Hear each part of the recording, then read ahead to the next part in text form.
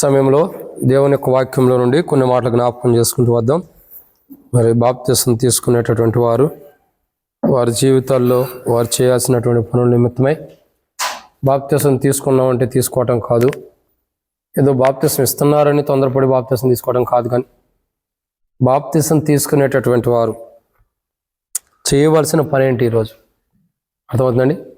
బాప్తిస్మం అన్నది తీసుకునేవారు చేయవలసిన పని. సో మనం బాప్తిసం తీసుకుంటున్నారంటే, ఎవరైనా బాప్తిసం తీసుకోవడానికి ముందరికి వెళ్తున్నారంటే మనం చేయవలసిన పని కూడా కొన్ని ఉంటాయి. సో దాంట్లో కొన్ని విషయాలు బైబిల్లో ఉంటాయి. మనం చేయాల్సిన పని ఏంటి? బాప్తిసం తీసుకుంటున్నామంటే ఏం చేయాలా? మార్కు సువార్త 1వ అధ్యాయం 5వ వచనం. మార్కు సువార్త 1వ అధ్యాయము 5వ వచనం. బాప్తిసం తీసుకోకముందు మనం చేయవలసిన పనిది. ఏం చేయాలి బాప్తిసం తీసుకోకముందంటే? మార్కు సువార్త 1వ అధ్యాయము 5వ వచనం. అంతటా యూదయ దేశస్థులందరూ యెరూషలేము వారందరూ బయలుదేరి అతని యొద్దకు వచ్చి తమ పాపములు ఒప్పుకొనుచు యోర్దాను నదిలో అతని చేత బాప్తిస్మము పొందుచుండ్రి. కాబట్టి ఇక్కడ మనం గమనించాల్సిన కోణం ఏంటంటే, యోర్దాను నదిలో ఏం చేయబడుతూ వచ్చిందండి? పాపాలు ఒప్పుకుని బాప్తిసం తీసుకుంటున్నటువంటి సన్నివేశాన్ని మనం చూస్తూ వస్తున్నాం.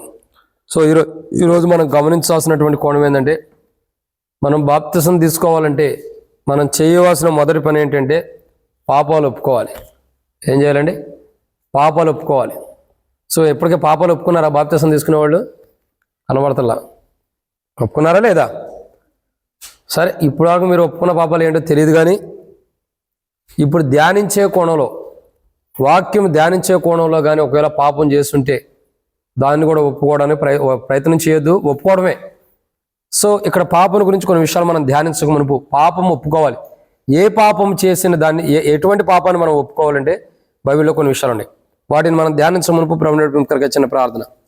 మమ్మల్ని మిక్కిలిగా ఎక్కువగా ప్రేమించిన ప్రియ పరలోకపు తండ్రి, మీకు వందనాలు.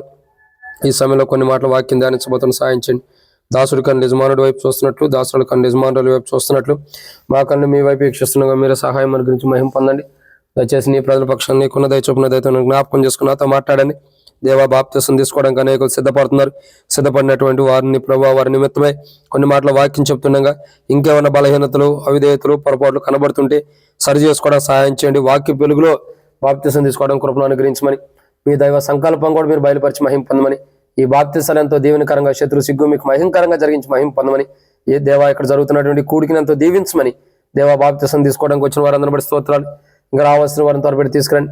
మధ్య మార్గంలో ఉన్న వారిని సకాలం నడిపించండి. ఎవరికి టపాయిలు గిడి జరగకుండా సాయం చేసి ఈ బాప్తిస కార్యక్రమాలు ఎంతో దీవించమని, ఈ వాక్యం ఎంతో దీవించమని, సోమవారం రోజు జరగబోతున్న బాప్తిస కార్యక్రమాలు కూడా తోడుగుణమని తండ్రి మీరే దీవించి ఆశీర్వదించి మీ కృపలో బలపరచమని, కూడికిని దీవించి ఆశీర్వదించమని, వచ్చిన వారు ఖాళీ వెళ్ళిపోకుండా నూతనంగా బాప్తిసం తీసుకోవాలనుకుంటున్న వారు వాక్య పెరుగులో సిద్ధపడినట్లు సహాయం చేసి నీ వాక్యానుసారమైన ఆలోచన బిడ్డలకు బయలుపరిచి మహిమ పొందమని యేసు ప్రభు నామములో ప్రార్థిస్తున్నాను తండ్రి, ఆమేన్.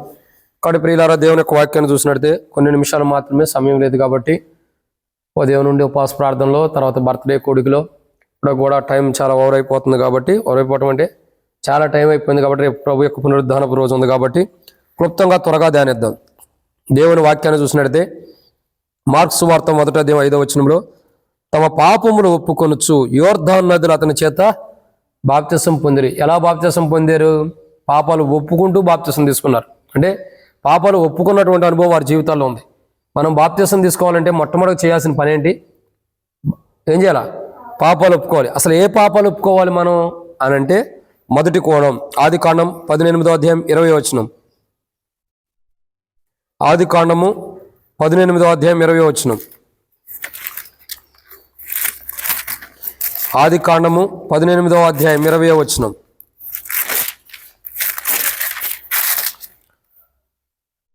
మరియు చదవండి. మరియు యెహోవా సొదొమ గొమొర్రాలను గూర్చిన మొర గొప్పది గనుకను వాటి పాపము బహు భారమైనది గనుకను. చాలమ్మా. కాబట్టి మొట్టమొదటిగా చూసినట్టయితే ఏ పాపాలు ఒప్పుకోవాలి అని అంటే, ఫస్ట్ పాపం ఏంటంటే మనం ఒప్పుకోవాల్సింది మన మీద భారంగా ఉన్న పాపాలు మనం ఒప్పుకోవాలి. ఏ పాపాలండి? మన మీద భారంగా ఉన్న పాపాలు. సో ఒక మాట గమనించాల్సింది ఏంటంటే ఇక్కడ దేవుని వాక్యం ఏమంటుంది, గనుక వాటి పాపం బహు భారమై ఉన్నది. ఎలా ఉందండి? బహుభారముగా. అంటే వాటి పాపం ఎలా ఉందంటే చాలా బరువుగా ఉన్న సన్నివేశాన్ని మనం చూస్తున్నాం. బరువైన పాపం అంటే ఒక మాటలో చెప్పాలంటే మనం ఒప్పుకోవాల్సిన బరువైన పాపం ఏంటంటే, నాకు తెలిసిన రీతిలో చెప్తున్నా కదా, మనం దావీదు రాజు అంటాడు కీర్తనల గ్రంథము 51వ అధ్యాయం 5వ వచనం చూడగా, నేను నా తల్లి గర్భం నుండి చూడండి, నేను నా తల్లి గర్భం నుండి ఎలా పుట్టానన్నది కూడా దావీదు రాజు తన యొక్క జన్మ గురించి చెబుతాడు. కీర్తనల గ్రంథం 51వ అధ్యాయం 5వ వచనం చూడగా, నేను పాపములో పుట్టినవాడను, పాపంలో తల్లి నన్ను గర్భము ధరించను. అంటే మానవుని యొక్క పుట్టుగా, మనం పుట్టిన కాడి నుంచి, పుట్టిన తర్వాత నుండి ఏదైతే మనం పాపాలు చేసుకుంటూ వెళ్తున్నామో, ఎటువంటి పాపాలు అయితే మనం కూరుకుంటూ వస్తున్నామో, ఎటువంటి పాపాలను అయితే కొనసాగిస్తూ వస్తున్నామో, మనం చేసే ప్రతి పాపమును మనం పుట్టిన కాడి నుంచి ఇప్పటి వరకు మనం ఏదైతే పాపం చేస్తూ వచ్చామో అది భారముగా ఉంటూ వస్తుంది మన మీద. ఎలా ఉంటుందండి? భారముగా. మనం పుట్టినప్పటి నుంచి మనం చేస్తూ వచ్చిన ప్రతి పాపము, మనం జన్మించినప్పటి నుంచి మనం చేస్తూ వచ్చిన ప్రతి పాపం, మనకు వచ్చిన కాడి నుంచి మనం చేస్తూ వచ్చిన ప్రతి పాపము దేవుని దృష్టిలో ఎలా ఉంది? భారమైనది ఉంటుంది. మనకు కూడా భారమైందే. ఒక మాట చెప్పమంటారా భారమైందంటే? చూడండి, ఒక దొంగతనం చేసామనుకోండి, దాన్ని కప్పెడటానికి ఏం చేయాలా? దొంగతనం అనేది పాపమే. సో దాన్ని కప్పెడటానికి ఇంకొక అబద్ధం ఆడాలి. ఆడిన అబద్ధాన్ని కప్పెడటానికి ఇంకొక అబద్ధం ఆడాలి. సో ఇప్పుడు ఆడినవన్నీ కూడా కప్పెడటానికి ఇంకొక అబద్ధం ఆడుతూ రావాలి. అంటే ఒప్పుకునేది లేదు. ఒకదాన్ని కవర్ చేసుకోవడం, ఇంకోటి దాన్ని కవర్ చేసుకోవడం, ఇంకోటి అబద్ధం ఆడుకుంటూ వెళ్ళిపోవడమే. అంటే పాపం ఎలా ఉందంటే ఇలా ఉంది. ఒకసారి చేసిన పాపం అలాగే ఉంది, దాన్ని కవర్ చేసుకోవడం ఇంకో పాపం, దాన్ని కవర్ చేసుకోవడం ఇంకో పాపం, దాన్ని కవర్ చేసుకోవడం ఇంకో పాపం. ఇలా మన జీవితాలు చూడక ఏమైపోయినాయి?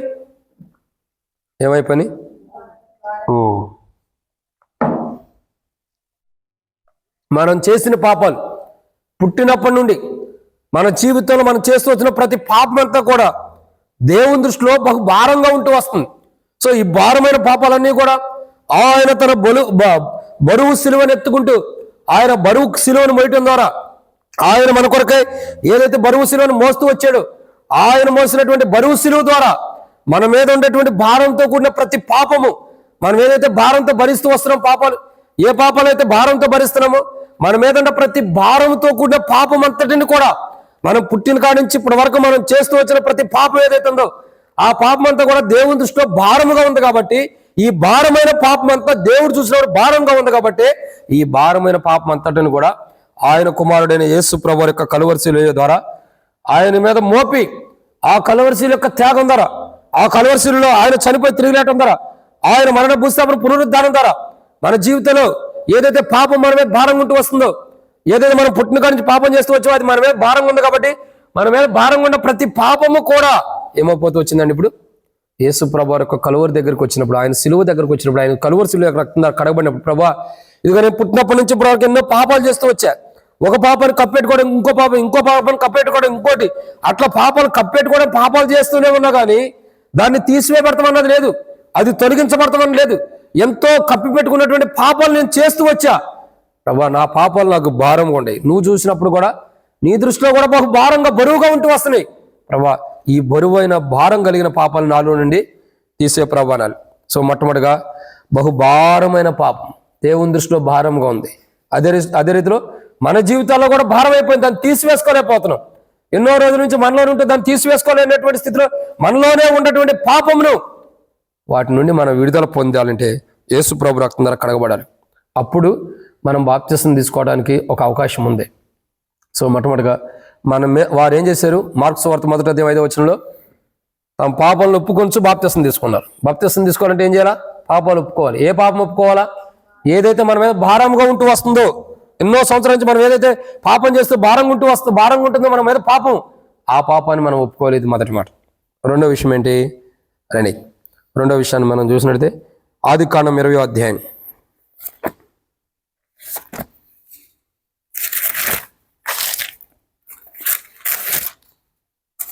ఆదికాండం 20వ అధ్యాయం 6వ వచనం. అందుకు దేవుడు, అవును యథార్థ హృదయముతో దీని చేసితివని నేను ఎరుగుదును, మరియు నీవు నాకు విరోధముగా పాపము చేయకుండా నేను నిన్ను అడ్డగించితిని. చాలమ్మా. కాబట్టి ఇక్కడ అబీమెలెకు గురించి దేవుడు మాట్లాడుతున్నాడు, నువ్వు నాకు విరోధంగా పాపం చేయకుండా నేను ఆపినాను. కానీ చాలా మంది ఇంకా నేడు దినాలు ఎలా ఉన్నారు? దేవునికి విరోధంగా పాపం చేస్తాం. అంటే చాలామంది యొక్క జీవితాలు మనం గమనించినట్టయితే, చాలామంది యొక్క ప్రవర్తన మనం చూసినట్టయితే దేవునికి విరోధంగా పాపం చేసేవాళ్ళు ఎక్కువైపోయారు. దేవునికి ఇష్టలుగా జీవించేవాళ్ళు తక్కువైపోయారు. దేవుని దృష్టిలో దేవునికి విరోధంగా పాపం చేసేవాళ్ళు ఎక్కువ అవుతూ వస్తున్నారు. ఈరోజు మనం ఒప్పుకోవాల్సిన రెండో పాపం ఏంటంటే, దేవునికి విరోధంగా మనం పుట్టిన కాడి నుంచి ఇప్పటి వరకు దేవునికి విరోధంగా ఎక్కడ జీవిస్తూ వచ్చామో ఆ పాపాన్ని ఒప్పుకోవాలి. దేవునికి విరోధంగా మనం చేసిన పాపాలు, దేవుని కాదని దేవుని విడిచిపెట్టి లోకంలోకి వెళ్ళిపోయి వాటి వైపు లోకాశుల వైపు వెళ్ళిపోయి ఎక్కడ దేవుని విడిచిపెట్టి దేవునికి విరోధంగా మనం పాపం చేస్తూ వచ్చామో ఆ పాపం అంతటిని కూడా ఏం చేయాలి? ఒప్పుకోవాలి. అంటే దేవునికి విరోధంగా మనం చేసిన పాపం ప్రతి ఒక్కటి ఒప్పుకోవాల్సిందే. వారు తమ పాపాలు ఒప్పుకొని బాప్తిసం తీసుకుంటున్నారు. ఎలా ఒప్పుకుంటున్నారు? ఏ పాపాలు ఒప్పుకుంటున్నారు? మొట్టమొదటిగా వారి మీద భారంగా, వారి పాపాలు ఏదైతే భారంగా దేవుని దృష్టి ఉండేవో ఆ పాపాలు ఒప్పుకొని బాప్తిసం తీసుకుంటున్నారు. రెండోదిగా దేవునికి విరోధంగా చేసిన పాపం ఏదైతే మనం దేవునికి విరోధంగా పాపం చేస్తూ వచ్చామో, దేవునికి విరోధంగా ఏ పాపం అయితే మనం కూడగట్టుకుంటూ వచ్చాము, దేవునికి విరోధంగా ఏ పాపం అయితే మనం చేస్తూ వచ్చాము, దేవుని దృష్టిలో దేవునికి విరోధంగా ఏ పాపం అయితే మనలో ఉంటూ వచ్చిందో ఆ పాపాన్ని మనం ఒప్పుకోవాలి. బాప్తిసం తీసుకోవాలంటే ఏం చేయాలండి? దేవునికి విరోధంగా ఏ పాపం అయితే మనం చేస్తూ వచ్చామో, దేవునికి విరోధంగా ఏ పాపం అయితే మన జీవితంలో ఉందో, మన జీవితంలో ఏదైతే దేవునికి విరోధమైన పాపాలు మనం కూడగట్టుకుంటూ వచ్చామో, ఒక్క మాటలో చెప్పాలంటే దేవునికి విరోధంగా ఎక్కడైతే మనం పాపం చేస్తూ వచ్చామో అదంతా ఒప్పుకోవాల్సిందే. ఏ సందర్భాల్లో దేవునికి విరోధంగా పాపం చేస్తూ వచ్చాం, ఏ సమయాల్లో దేవునికి విరోధంగా పాపం చేస్తూ వచ్చాం, ఏ క్షణాల్లో దేవునికి విరోధంగా పాపం చేస్తూ వచ్చామో, ఏ గడియల్లో దేవునికి విరోధంగా పాపం చేస్తూ వచ్చామో, ఏ చీకట్లో దేవునికి విరోధంగా పాపం చేస్తూ వచ్చామో, ఏ రహస్యంగా దేవునికి విరోధంగా పాపం చేస్తూ వచ్చామో ప్రతి పాపము కూడా దేవుని దగ్గర దేవునికి విరోధంగా చేసిన ప్రతి పాపం ఒప్పుకోవాల్సిందే. ప్రభా, నీ ఎదుటి నేను ఇలా తప్పు చేస్తూ వచ్చా, నీ ఎదుటి నేను ఇలా పాపం చేస్తూ వచ్చా, ఇదిగో నిన్ను కాదని విడిచిపెట్టి లోకంలోకి వెళ్ళిపోయి నీకు విరోధంగా నేను ఈ తప్పులు చేస్తూ వచ్చా, నువ్వు వద్దన్న పాపం నీ చేశా, నువ్వు వద్దన్న పాపం నేను చేస్తూ వచ్చా, అది నీకు విరోధంగా నేను చేసిన పాపం. ప్రభా క్షమించు ప్రభా, నేను చేయాలా? సరిదిద్దుకోవాలి, సమకూర్పుకోవాలి, ప్రార్థన చేయాలి, చేసిన పాపాన్ని ఒప్పుకోవాలి. దావీదురాజు కూడా అంటాడు, దావీదురాజు గురించి పాట కూడా మనం పాడుకుంటూ వస్తాం. ఏంటి? చేసిన పాపమును కప్పుకొనుకోకుండా ఒప్పుకొని. సో దావీదురాజు దీనుడై ప్రార్థన చేస్తున్న అనుభవం, చేసిన పాపాన్ని కప్పుకోవట్లా ఒప్పుకుంటున్నాడు. సో ఈరోజు మనం ఏదైతే బహుభారమైన పాపం మనలో ఉందో, మనకి భారంగా ఉంది, దేవుడు చూస్తున్నప్పుడు దేవునికి భారంగా ఉంది మనలో ఉన్న పాపం, దాన్ని ఒప్పుకోవాలా. రెండోదిగా చూడగా దేవునికి విరోధంగా మనం ఎక్కడైతే పాపం చేస్తూ వచ్చామో దాన్ని ఒప్పుకోవాలి. అభిమేలకు పాపం చేయకుండా దేవుడు అడిగించాడు, కానీ చాలా మంది జీవితాల్లో, చాలా మంది మనుషుల యొక్క జీవితాల్లో, చాలా మంది యొక్క ప్రవర్తన చూడగా నేటి దినాల్లో చాలా మంది దేవునికి విరోధంగా పాపం చేస్తున్నారు. దేవుడు వద్దన్న పనే చేస్తున్నారు, దేవుడు కాదన్న పనే చేస్తున్నారు, దేవుడు చేయొద్దన్న పని చేస్తున్నారు, దేవుడు ఏది వద్దన్నాడు అదే పని చేసి దేవునికి విరోధంగా పాపాన్ని కట్టుకుంటున్నారు. ఆ దేవుడు వద్దన్న పని చేసి దేవునికి విరోధంగా ఎక్కడైతే మనం పాపం చేసాం దాన్ని ఒప్పుకోవాలి. ప్రభా, నువ్వు వద్దన్న, నీకు విరోధంగా నువ్వు వద్దన్న పని చేసి, నువ్వు కాదన్న పని చేసి, నువ్వు చేయొద్దన్న పని చేసి, నువ్వు వద్దన్న పని నేను చేసి నీకు విరోధంగా నేను పాపం కట్టుకుంటూ వచ్చావు, క్షమించు ప్రభా. నీకు విరోధంగా నేను చేసిన పాపాన్ని, నువ్వు వద్దన్న పని నేను చేయటమే దేవునికి విరోధమైన పని, అలాంటి పాపాలు నేను ఎన్నో చేస్తూ వచ్చా, నన్ను క్షమించు ప్రభా అని ఒప్పుకోవాలి పాపాలు. ఇది రెండో కోణం. మూడవది ఏంటి? రండి ముగిచ్చేద్దాం. మూడో మాట చూసినట్టయితే ఎలాంటి పాపం ఒప్పుకోవాలా? రండి లేవీకాండం 4:14 లేవీకాండము 4:14.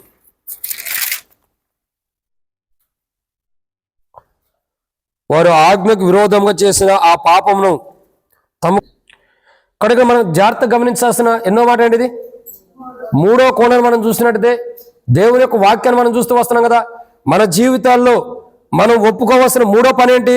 లేవీకాండము, రండి మూడో మాట చూద్దాం. లేవీకాండము 4:14 చూడగా వారు ఆజ్ఞకు విరోధంగా చేసిన ఆ పాపము, అర్థమవుతుందండి, ఏదైతే యెహోవా ఆజ్ఞలకు విరోధంగా పాపం చేస్తూ వస్తున్నారో, దేవుని ఆజ్ఞలకు మనం విరోధంగా చేసిన పాపం.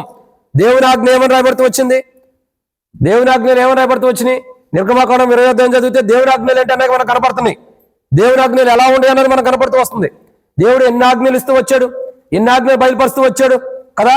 నీ పొరుగు వారిని ఏది ఆశించకూడదు, ఇంకా దొంగలించకూడదు, ఇంకా వ్యభిచరించకూడదు, ఇంకా నేను తప్పుగా వేరే దేవుడు లేడని ఇచ్చాడు, ఇంకా ఈ చెప్పిందే జాతవ కూర్చోండి. ఇంకా ఆజ్ఞలు ఏం గుర్తుండే మనకి? కాబట్టి ఇలా ఎన్నో ఆజ్ఞలు దేవుడు ఇస్తూ వచ్చాడు. ఈ ఆజ్ఞల్లో ఒకటి కూడా మన జీవితాల్లో జరగల, ఒకటి కూడా మనం నెరవేర్చిన వాడు లేం. మన జీవితాలు పొరుగువాడిని ఆశించే జీవితమే, మన జీవితాల్లో నేనే దేవుడు అన్నప్పుడు ఆ దేవుని విడిచిపెట్టిన జీవితమే.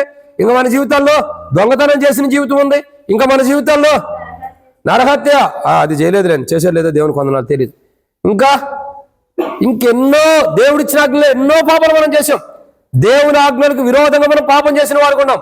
సో దేవుని ఆజ్ఞలకు విరోధంగా ఎక్కడైతే మనం పాపం చేసామో, దేవుడు ఏదైతే ఆజ్ఞ ఇచ్చాడో ఆజ్ఞకు విరోధంగా ఎక్కడైతే మనం పాపం చేస్తూ వచ్చామో, ఆజ్ఞను కాదని ఆజ్ఞను త్రోసివేసి ఆజ్ఞకు విరోధంగా ఎక్కడైతే మనం పాపం చేస్తూ వచ్చామో, దేవుని ఆజ్ఞలకు విరోధంగా దేవుడు లిఖించిన ఆజ్ఞలు, దేవుడు రాసిచ్చిన ఆజ్ఞలు, దేవుడు మనకి ఏదైతే ఆజ్ఞలు రాసిస్తూ వచ్చాడో ఆజ్ఞలకి ఎక్కడైతే మనం విరోధంగా జీవిస్తూ వచ్చామో దాని విషయమై దేవుని దగ్గర ఏం చేయాలా? ఖచ్చితంగా ఒప్పుకోవాలి. ప్రభా, నువ్వు ఇచ్చిన ఆజ్ఞలకు విరోధంగా నేను పాపం చేసిన వాడిని, నువ్వు ఏదైతే ఆజ్ఞాపించావో దానికి విరోధంగా నేను పాపం చేసిన వాడుకుండా నేను నా కుటుంబం పాపం చేస్తూ వచ్చాం. సో నీకు విరోధంగా నేను చేసిన పాపాలన్నీ కూడా క్షమించు. నీ ఆజ్ఞలకు విరోధంగా నేను చేసిన పాపాలు, నీ వాక్యానికి విరోధంగా, ఒక మాట చెప్పాలంటే దేవుని వాక్యానికి విరోధంగా మనం చేసిన పాపాన్ని ఒప్పుకోవాలి. దేవుని వాక్యానికి ఎన్నిసార్లు మనం విరోధంగా పాపం చేసి ఉంటాం. దేవుని ఆజ్ఞలు అంటే దేవుని వాక్యం కాదని దేవుని వాక్యాన్ని విడిచిపెట్టి ఎన్నోసార్లు మనం పాపం చేసిన వాడుకుంటూ వస్తున్నాం. దేవుని వాక్యాన్ని విడిచిపెట్టి మనం చేసిన ప్రతి పాపమును దేవుని దగ్గరకు వచ్చి ఒప్పుకోవాలి. ఇదన్నమాట 3. 4వ విషయాన్ని చూద్దాం. 4వ మాటను చూసినట్టే నిర్గమాకాండం 32:21. మనం ఏ పాపం ఒప్పుకోవాలా? మొట్టమొదటిగా బహుభారమైనది, మనకు భారంగా ఉంది, దేవుని దృష్టిలో కూడా భారంగా ఉన్న పాపాన్ని ఒప్పుకోవాలి. రెండోదిగా దేవునికి విరోధంగా చేసిన పాపాన్ని ఒప్పుకోవాలి. మొదటగా మనకి దేవుని దృష్టిలోకి ఇద్దరికి భారమైన పాపాన్ని ఒప్పుకోవాలా. 2, దేవునికి విరోధంగా చేసిన పాపాన్ని ఒప్పుకోవాలి. 3,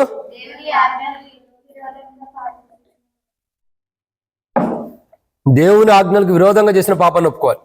4వదిగా చూసినట్టయితే రండి, నిర్గమాకాండం 32:21. నిర్గమాకాండం 32:21. మనం ఏ పాపాన్ని ఒప్పుకోవాలా? అప్పుడు మోషే, నీవి ప్రజల మీదకి ఈ గొప్ప పాపం రప్పించినట్లు వారు నిన్ను ఏమి చేశారని అహరోనును అడగగా. సో ఏ పాపం అంటే ఇది? ఏ పాపం ఇది? గొప్ప పాపం. ఏ పాపం ఇది? గొప్ప పాపం. సో ఈ పాపం అన్నది చిన్నది కాదు. మనం చేసిన పాపాలు ఎలాంటివి? అప్పుడప్పుడు అంటారు కదా, అయ్యా చిన్న అబద్ధమే ఆడాడయ్యా అంటాం. ఏమంటాము? చిన్న అబద్ధమే, చిన్న దొంగతనమే. నేను ఒక మాట చెబుతా చూడండి, చిన్నది గొప్పది ఎట్లా అయ్యిద్ది అన్నది ఒక మాట చెబుతా. ఒక వ్యక్తి, నేను ఇంతకుముందు కూడా చెప్పాను, ఒక వ్యక్తి చిన్నప్పుడు ఇంట్లో తల్లికి సూది లేకపోతే పక్కింటికి వెళ్ళి సూది దొంగతనం చేసుకొచ్చాడు. ఏం చేశాడు? మీ మొక్కలు నాకు కనబడతలేదు, లైట్లు లేవు కాబట్టి కనీసం సౌండ్ అన్న వినిపించండి, స్వరం అన్న. ఏం చేశాడు? సూది దొంగతనం చేసుకొచ్చాడు. ఇంకొక రోజు పిన్నీస్ అవసరమైంది, కాంట, అది కూడా దొంగతనం చేసుకొచ్చాడు ఇంట్లో అవసరమైతే. తల్లి సంతోషిస్తుంది, ఎక్కడదరా ఇది అని అడగకుండా ఫోన్ నాకు తెచ్చిచ్చామని సంతోషిస్తుంది. ఓ రోజు అట్లాగే దొంగ అయిపోయాడు అతడు. చిన్నది సూది, తర్వాత కాంట, పిన్నీస్ అయిపోయింది, ఆ తర్వాత కూడా దొంగతనం చేసుకుంటూ అతను, తల్లి కూడా సంతోషం ఉంది. ఓ రోజు దొంగతనం చేయడానికి వెళ్ళినప్పుడు, దొంగతనం చేస్తున్నప్పుడు ఎవరో ఒక వ్యక్తిని నెట్టినప్పుడు అతను కింద పడి ఎట్టగా చచ్చిపోయాడు. సో దొంగతనం చేసిన ఈ వ్యక్తి పట్టుబడ్డాడు. ఇప్పుడు ఏం చేశారు? జైలు తీసుకెళ్లారు. జైలు తీసుకెళ్ళి అట్ట వదిలేశారా? వదల్లా. నువ్వు ఒక వ్యక్తిని చంపావు కాబట్టి, ఆ యొక్క రుజువైంది కాబట్టి ఈ కేసు అన్నది నీకు ఉరిశిక్ష వేస్తున్నావు అన్నారు. ఉరిశిక్ష వేసేటప్పుడు ఒక మాట అడిగారు, నీకు చివరి కోరిక ఏమన్నా ఉందా? ఉందా, ఒకటి ఉంది. ఏంటి చివరి కోరిక? హైదరాబాద్ బిర్యానీ తినాలి, అంతేనా? ఏనా హైదరాబాద్ బిర్యానీ తినాలి, ఇయ్యనా? చివరి కోరిక ఒకటి ఉంది. ఏంటి? మా అమ్మతో నేను మాట్లాడాలి. ఓరే, అమ్మ అంటే అంత ప్రేమరా వీడికి, చచ్చిపోయేటప్పుడు కూడా అమ్మను ప్రేమిస్తున్నాడు, అమ్మ అంటే అంత ప్రేమ ఉందిరా వీడికి అనుకున్నారు. తీసుకొచ్చారు తల్లిని, కూర్చోబెట్టారు, అతని దగ్గర మాట్లాడుతున్నాడు. అమ్మ కొద్ది దగ్గరికి రా అన్నాడు. దగ్గరికి వచ్చింది. ఇంకా దగ్గరికి రా అమ్మ అన్నాడు. ఇంకా దగ్గరికి వచ్చింది. ఇంకా దగ్గర రా అమ్మ, చెవిలో చెప్పే మాట అన్నాడు. ఇంకా దగ్గరికి వచ్చింది. ఏమనుకుంటుంది? వీడు చచ్చిపోయాడు, వీడు దొంగతనం చేసేదన్న డబ్బులు దాచిపెట్టినట్టున్నాడు, ఆడ బంగారం నాకు చెబుతున్నట్టున్నాడు, ఎటు చచ్చిపోతున్నాడు కదా అని చెప్పి చెవి ఎత్తికి పెట్టింది. ఆ చెవు మొత్తం కొరికేశాడు. ఏం చేశాడు? చెవు మొత్తం కొరికాడు. పోలీసులు అందరూ ఆశ్చర్యపోతున్నారు. అరే ఏంది మీ తల్లి అంటే ఎంత ప్రేమగా ఉండి చివరి క్షణంలో కూడా మీ తల్లి కోసం నువ్వు వచ్చావు కదా, మాట్లాడుతానన్నావు కదా, అందుకే తీసుకొచ్చావు కదా, చెవి ఎందుకు కొరికావంటే నా చావుకు మన తల్లే కారణం అన్నాడు. అదేంది నీ చావుకు నీ తల్లి ఎట్లా కారణం అయిందంటే నీ తల్లి నీ చావుకి ఎట్లా కారణమైంది? నేను చిన్నప్పుడు ఒక సూది దొంగతనం చేసుకొచ్చినప్పుడు ఎందుకు చేసుకొచ్చారని కొడితే అయిపోయింది. లేదా ఒక పిన్నిస్ దొంగతనం చేసుకొచ్చినప్పుడు ఎందుకు చేసేవాడని కొట్టినట్టయితే అప్పుడే నేను దొంగగా మారేవాడిని కాదు. నేను తెచ్చినప్పుడల్లా సంతోషంగా మింగింది.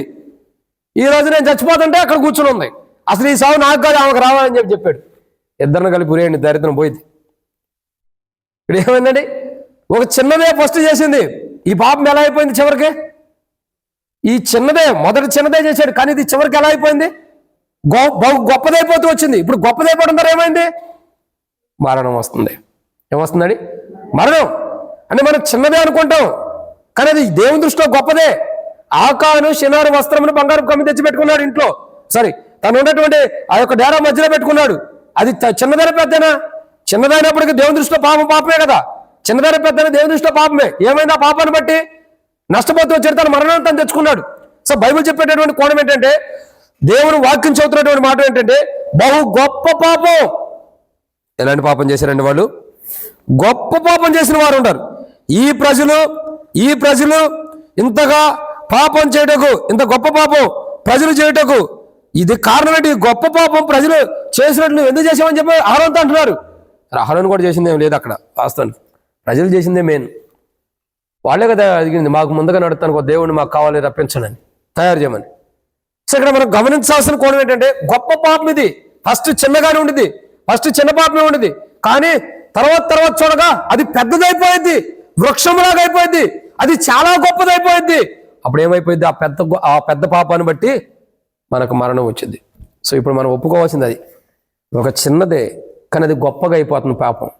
ఈ చిన్నది గొప్పగా అయింది కాబట్టి ఆ చిన్నదే గొప్పగా అయినటువంటి ఆ పాపమును మన జీవితాలు ఏదైతే చిన్నదనుకున్నా అది గొప్పగా దేవుని దృష్టిలో ఉంది. ఆ గొప్ప పాపమును మనం ఒప్పుకుంటే ధన్యులమే. ఇదెన్నో మాట? 4. ఇక 5వ విషయాన్ని చూసి ముగిద్దాం రండి. ఈ మాట కోసం అందరం ఎదురు చూస్తున్నాం. 5వ విషయాన్ని చూద్దారండి. నిర్గమాకాండం 32వ అధ్యాయం 33వ వచనం. నిర్గమాకాండం 32వ అధ్యాయం 33వ వచనం. అందుకు యెహోవా ఎవడు నా ఎదుట పాపం చేసెనో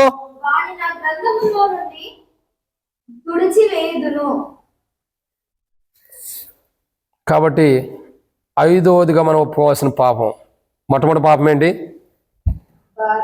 బహుభారమైన పాపం ఒప్పుకోవాలి. రెండో పాపం ఏంటి? అసలు ఒప్పుకోవాల్సిన వాళ్ళు చెప్పలా, మనం చెప్పుకుంటూ పోతున్నాం. మీరు కూడా ఒప్పుకుంటున్నారేంటి? ఒప్పుకోండి. అయితే దేవుని దృష్టిలో బహుభారమైన పాపాన్ని ఒప్పుకోవాలి. రెండోది ఏ పాపం? ఒప్పుకోక్క, ముందు నువ్వు ఒప్పుకో. ఆయనకు విరోధంగా చేసిన పాపాన్ని ఒప్పుకోవాలి. 3 చెప్పండి, 3వ పాపం ఏంటి? గుర్తు చేయనా? ఆయన ఆజ్ఞలకు విరోధమైన పాపం, అంటే ఆయన వాక్యానికి విరోధమైన పాపం. 4వ పాపం ఏది ఒప్పుకోవాలా? పోనీ ఇదన్నా చెప్పండి, ఇంత ముందు చెప్పే కదా. చిన్నదే కానీ గొప్ప పాపం అయి ఉంది. చిన్నదాని పెద్దనే గొప్ప పాపాన్ని, మనం చేసిన గొప్ప పాపాన్ని ఒప్పుకోవాలి. ఇక 5వది ఏంటంటే, ఇది వింతైనటువంటి మాట. ఇది ఖచ్చితంగా బాప్తిసం తీసుకునే వాళ్ళు ప్రతి ఒక్కరు వినాల్సిన మాట. ఇది ఏంటో తెలుసా? చూడండి, మీరు గొప్ప పాపం చేసిద్దరు గనుక ఏమన్నా 33 వచ్చింది చదవండి. 33. అందుకు యెహోవా ఎవడు నా ఎదుట పాపం చేసినో అది దేవుని యొక్క జీవ గ్రంథంలో నుండే తుడిచిపెట్టబడి అంత పాపం మనం చేసాం. నిజం చెప్పాలంటే ఎలాంటి పాపం అండి ఇది? దేవుని గ్రంథంలో నుండి మన పేరు తుడిచిపెట్టే అంత పాపం. దేవుని కృప, యేసు ప్రభువారు పుట్టడం ద్వారా తుడిచిపెట్టాల్సిన పేరు మరలా రాయబడుతుంది. ఏమవుతుందండి? తుడిచిపెట్టాల్సినటువంటి పేరు మరలా రాయబడుతుంది.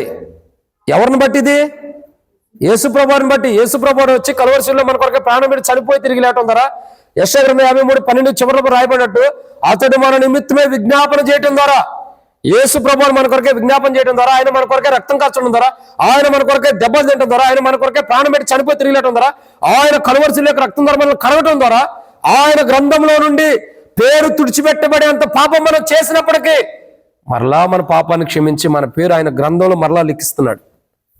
మనం ఏ పాపం ఒప్పుకోవాలి చెప్పండి? ఆయన గ్రంథంలో నుండి మన పేరు తుడిచిపెట్టబడే పాపం మనం చేసాం. దాన్ని ఒప్పుకోవాలి. సో ఆయన పరిశుద్ధమైన గ్రంథంలో, ఆయన జీవ గ్రంథంలో, ఆయన జీవ గ్రంథంలో ఏ పేరైతే ఏదైతే మన పేరు లిఖించబడుతుందో ఆ పేరు మన పాపాన్ని బట్టి మనం తుడిచిపెట్టుకుంటున్నాం అనుకున్నాం. మనం చేసిన ఆ గొప్ప పాపాన్ని బట్టి ఏమవుతుంది, ఆయన గ్రంథంలో నుండి మన పేరు ఏమవుతుంది చూడండి, ఏమవుతుందండి, నా గ్రంథంలో నుండి తుడిచివేదును. ఇక ఆ గ్రంథంలో ఆ పేరు లేదంటే ఏమైంది, ఇంకా ఉంటావు నువ్వు. మరి అంతే కదా, అంటే మనల్ని నరకానికి తీసుకెళ్లే పాపము, అలాంటి పాపాన్ని మనం ఒప్పుకోవాలి. ఆయన గ్రంథంలో నుంచే మన పేరు తుడిచిపెట్టే అంత పాపం మనం చేసిన వారు ఉన్నాం. బట్ ఇప్పుడు ఏంటంటే దేవుని కృప ఏంటి, యేసు ప్రభువు వచ్చాడు కాబట్టి, కల్వరిశిలో ప్రాణం పెట్టాడు కాబట్టి, ఆయన చనిపోయి తిరిగి వచ్చాడు కాబట్టి, ఆయన మరణ భూస్థాపన యొక్క పునరుద్ధానం ద్వారా ఈరోజు మన జీవితాలు మార్చబడుతున్నాయి కాబట్టి ఇప్పుడు ధన్యులు. ఎందుకు ధన్యులు? ఎందుకంటే మన జీవితం మార్చబడింది. కొట్టివేయబడాల్సిన పేరు ఏమైంది, ఇప్పుడు మరలా లిఖించబడుతుంది. సో ఇప్పుడు మనం ఒప్పుకోవాల్సిన పాపం ఏంటి, ఆయన గ్రంథంలో నుంచి మన పేరు కొట్టివేసే పాపం మనం చేసాం. తద్వారా పేరు కొట్టివేయబడుతుంది, ద్వారా నరకానికి వెళ్తుంది. ఆయన గ్రంథం నుంచి కొట్టివేసే పేరు లేదా నరకానికి వెళ్ళిపోయేటటువంటి పాపము, ఆయన గ్రంథంలో నుంచి కొట్టివేసేంత పాపము, నరకానికి వెళ్ళిపోయేంత పాపం మనం చేసిన వారికి ఉన్నాం. సో నరకానికి వెళ్ళేంత పాపం కానీ, ఆయన గ్రంథంలో నుండి పేరు కొట్టివేసేంత పాపం కానీ మనం చేసాం. ఈ పాపాన్ని మనం ఏం చేయాలా, ఒప్పుకోవాలి. ప్రభువా, నీ గ్రంథంలో నుండి నా పేరు కొట్టివేసేంత పాపం నేను చేశాను, తద్వారా నరకానికి వెళ్ళిపోయేంత పాపం నేను చేశా, ఇంకా దారుణంగా నరకంలో, నిత్య నరకంలో కాలిపోయేంత పాపం నేను చేశా. ఆ పాపాన్ని క్షమించు ప్రభా, ఆ పాపాన్ని ప్రాయశ్చిత్తం కలుగజేయ ప్రభా. ఏం చేయాలా, ప్రార్థన. ఎప్పుడైతే ఆ పాపానికి ప్రాయశ్చిత్తం కలుగజేయ ప్రభా మనం ప్రార్థన చేసుకుంటామో, నువ్వు చేసిన పాపాన్ని బట్టి ఆయన గ్రంథంలో నుండి నీ పేరు తుడిచివేస్తున్నాడు. ఆ గొప్ప పాపాన్ని బట్టి ఈరోజు ఆ గొప్ప పాపం ఏదైతే ఉందో, ఆయన గ్రంథంలో నుండి, ఆయన జీవ గ్రంథంలో నుండి, ఆయన శ్రేష్టకరమైన గ్రంథంలో నుండి ఏదైతే మన పేరు కొట్టివేయబడుకోకుండా ఉండాలంటే మనం చేసిన గొప్ప పాపాన్ని ఏం చేయాలా, ఒప్పుకోవాలి. ఎంత గొప్ప మాట చూడండి. మన పాపాలను బట్టి, సో ఈ పాపం ఎలాంటిది, ఆయన గ్రంథంలో నుండి పేరు కొట్టివేసే పాపం అంటే మనం చేసిన పాపం. ఈ గొప్ప పాపం ఎలాంటిది, ఆయన గ్రంథంలో నుండి పేరు కూడా కొట్టేసేసేస్తారంట. అంత గొప్ప పాపం చేశాడు మానవుడు. కానీ ఇప్పుడు ఏం జరుగుతూ వచ్చింది, రండి మార్కు సువార్త 1వ అధ్యాయం 5వ వచనం. అంతటా యూదయ దేశస్తులందరూ యెరూషలేము వారందరూ బయలుదేరి అతని యొద్దకు వచ్చుచు తమ పాపాలు ఒప్పుకొంచున్నారు. ఏ పాపాలు ఒప్పుకోవాలి, ఇప్పుడు మనం ఏ పాపాలు ఒప్పుకోవాలి, బహు భారమైనది మనకి కానీ దేవుని దృష్టిలో భారమైన పాపాన్ని ఒప్పుకోవాలి. రెండోది ఏ పాపం ఒప్పుకోవాలి, ఆయనకు విరోధంగా చేసిన పాపాన్ని ఒప్పుకోవాలి. 3 ఏ పాపం ఒప్పుకోవాలి, దేవుని ఆజ్ఞలకు విరోధంగా మనం చేసిన పాపం ఒప్పుకోవాలి. 4వదిగా ఏ పాపం ఒప్పుకోవాలి, గొప్ప పాపాన్ని ఒప్పుకోవాలి. మన జీవితంలో చిన్నదాని పెద్ద అది గొప్ప పాపంగా దేవుని దృష్టిలో దాన్ని ఒప్పుకోవాలి. 5వదిగా ఏ పాపాన్ని ఒప్పుకోవాలి, దేవుని గ్రంథం నుంచి మన పేరు తుడిచిపెట్టేంత గొప్ప పాపం మనం చేశాం, లేదా నరకానికి వెళ్ళేటటువంటి పాపం, నిత్య నరకంలో కాలిపోయేంత పాపం మనం చేసాం. సో ఈరోజు ఆ పాపాన్ని ఒప్పుకుంటేనే సోమవారం రోజు నువ్వు బాప్తిసం తీసుకోవడానికి ఎట్లా రావాలి. అలా ఒప్పుకోనప్పుడు నువ్వు తీసుకున్నది ప్రయోజనకరంగా ఉండదు. అర్థమవుతుందండి. బాప్తిసం తీసుకునే వాళ్ళు చీకట్లో ఉండారు, తల ఊపుతున్నారో లేదో కూడా తెలియట్లా, నిద్రపోతున్నారో లేదో కూడా తెలియట్లా, మెలుగుకుండారో లేదో తెలియదు. ఇద్దరు వెనకాల ఇద్దరు ఉండారు, మీరన్నా జో కొట్టనన్నా మెలుగుకుండారా, అందరూ మెలుగుకుండారా, అందరూ వెళ్తున్నారా, ఏం వాక్యం చెప్పారు అది మడికేమో. కాబట్టి జాగ్రత్త. మానవుడి జీవితంలో వాళ్ళు చూడండి, యోదయ దేశస్తులు, ఇశ్రాయేల్ వారందరూ కూడా యోర్దాను దగ్గర వచ్చి పాపాలు ఒప్పుకుంటున్నారు, ఒప్పుకుని బాప్తిసం తీసుకుంటున్నారు. ఏ పాపాలు ఒప్పుకోవాలి, ఇప్పుడు మనం పుట్టినప్పటి నుంచి మనకు భారంగా ఉన్నది కానీ దేవుని దృష్టిలో భారమైన పాపాన్ని ఒప్పుకోవాలి. 2 దేవునికి విరోధమైనటువంటి భారాన్ని పాపాన్ని ఒప్పుకోవాలి. 3 చూడండి, మొట్టమొదటిగా దేవునికి మనకి భారంగా ఉన్నటువంటి పాపాన్ని ఒప్పుకోవాలి. 2 దేవునికి విరోధమైన పాపాన్ని ఒప్పుకోవాలి. 3 దేవుని ఆజ్ఞలకు దేవుని వాక్యానికి ఆజ్ఞలకి విరోధమైన పాపాన్ని ఒప్పుకోవాలి, అలా జీవించిన జీవితాన్ని బట్టి.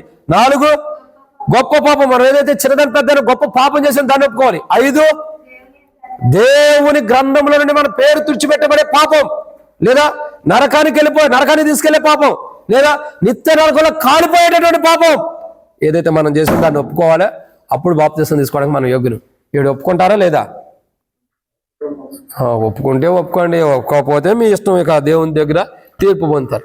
కానీ మంచి పాపం చేయవాకండి. మళ్ళీ చేసిన పాపాలను ఒప్పుకుని ఇక మంచి మార్గంలో మీరు జీవించినట్లు, ఒక మంచి మార్గంలో వెళ్ళటం కొరకై ఇప్పటి నుండి ఇంకా ఈ అనుభవం ఏదో పాపం ఇంకా మనలో ఉంటే రేపు బాప్తిసం తీసుకోవాలంటే ఈ పాపాలు ఒప్పుకున్నప్పుడే తీసుకోవాలి.